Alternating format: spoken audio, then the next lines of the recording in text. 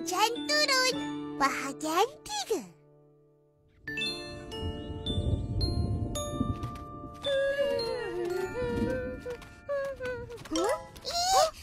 Kalau masuk macam ni, mesti kena marah.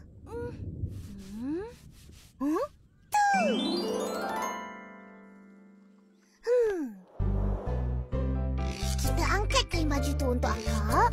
Mesti akak suka.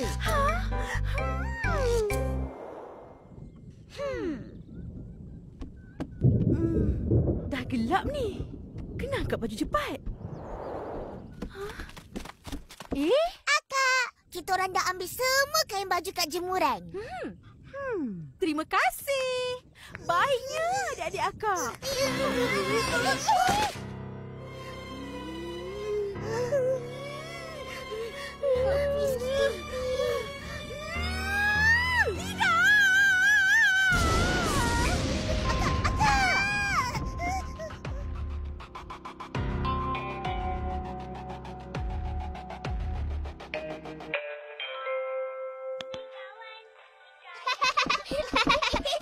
Cepat, Ipin.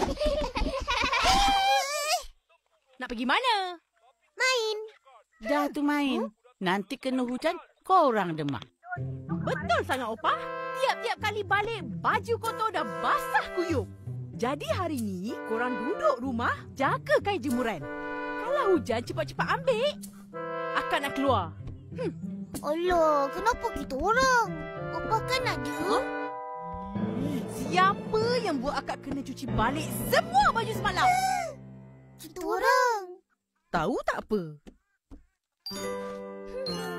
Cuma Ipin.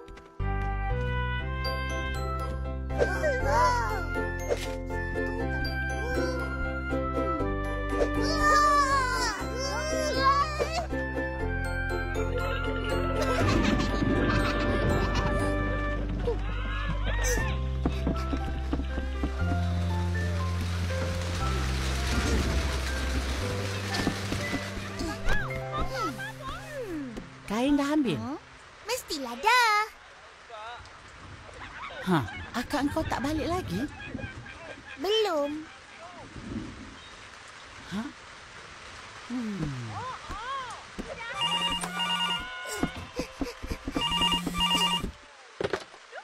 Hello, siapa ni?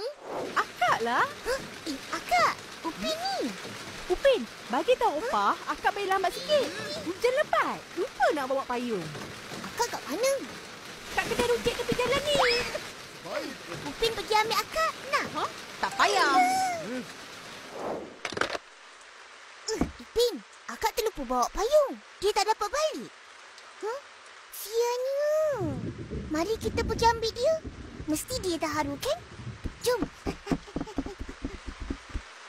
Ada payung ni je. Itu payung kesayangan akak. Ni payung akak. Jangan sesekali korang guna. Nanti rosak. Aku tahu.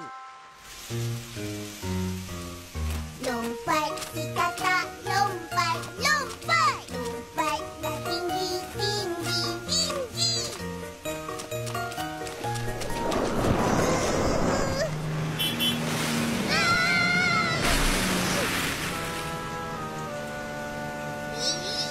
Jaga kau! Alamak, payung akak! Makin cepat!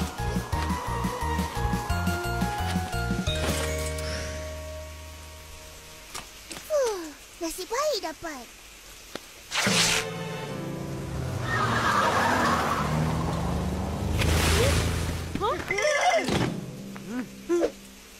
Malunya aku. Bila nak berhenti ni?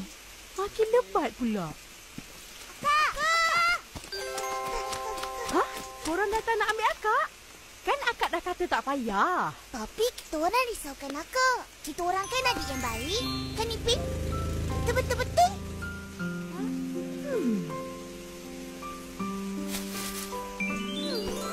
Apa korang pakai ni? Baju hujan buatan sendiri. Pandai. Akak ada hadiah untuk korang. Cubalah pakai. Wah, baju hujan. Hmm.